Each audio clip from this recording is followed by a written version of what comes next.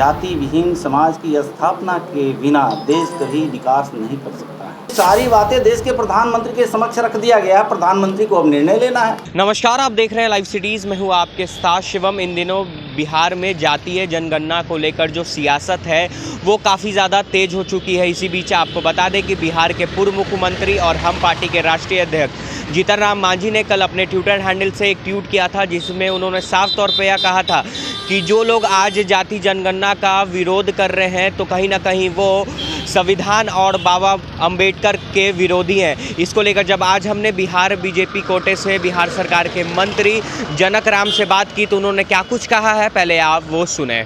मुझे लगता है कि बिहार प्रदेश के पूर्व मुख्यमंत्री रह चुके हैं जीतन राम मांझी एक समाज के कद्दावर नेता भी हैं। जीतन राम मांझी जी मेरे गार्जियन और अभिभावक भी हैं। उनकी सवाल की जवाब स्वयं वो देंगे।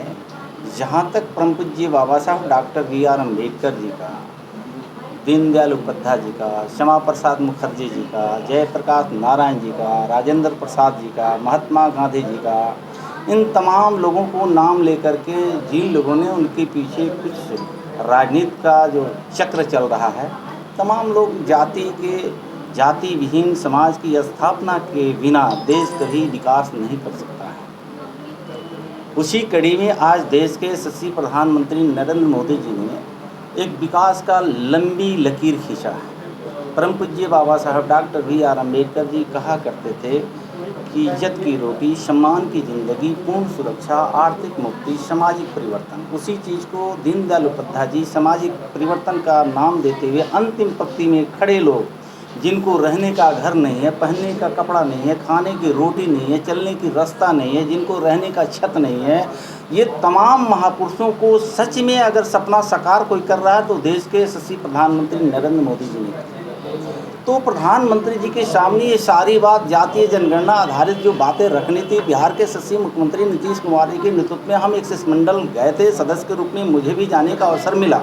प्रधानमंत्री जी के सामने सारी बातें रखी गई। मुझे लगता है कि देश के यशस्वी प्रधानमंत्री जी के नेतृत्व में 1 अरब 30 करोड़ जनता को कभी अहित नहीं हुआ है। 8 साल के शासनकाल में जो प्रवर्ती सरकार के गरीबों को गरीबी दूर हटाने की बात, जाति धर्म मजहब के नाम लेकर के सत्तासीन होने का काम, लेकिन जब गरीब सत्ता में बैठा देती थी प्रवर्ती सरकार को तो अपने बेटा को, बेटी को, पत्नी को, माँ को, भाई को परिवारवाद में बन करके वो अपनी सत्ता को सिर्फ और मजा लिया।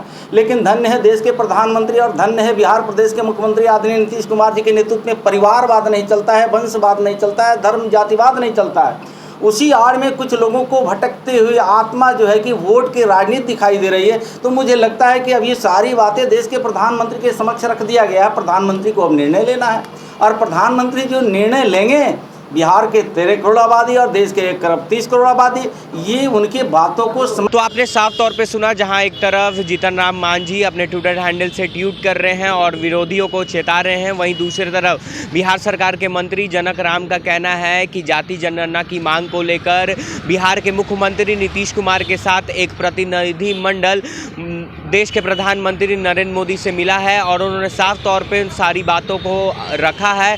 और अब उन्होंने यह भी, प्रधानमंत्री नरेंद्र मोदी ने यह भी आश्वासन दिया है कि इसको लेकर वो विचार करेंगे। तो अब देखने वाली बात होगी कि जिस तरह से बिहार की सारी विपक्षी पार्टी के साथ साथ बिहार के मुख्यमंत्री नीतीश कुमार भी यह चाह रहे हैं कि जातीय जनगणना होना चाहिए, तो इस पर अब प्रधानमंत्री नरेंद्र मोदी क्या कुछ विचार करते हैं। बहरहाल आप बने रहे हमारे साथ। अगर आपने हमारे चैनल को सब्सक्राइब नहीं किया है तो जल्द से जल्द सब्सक्राइब कर ले। धन्यवाद।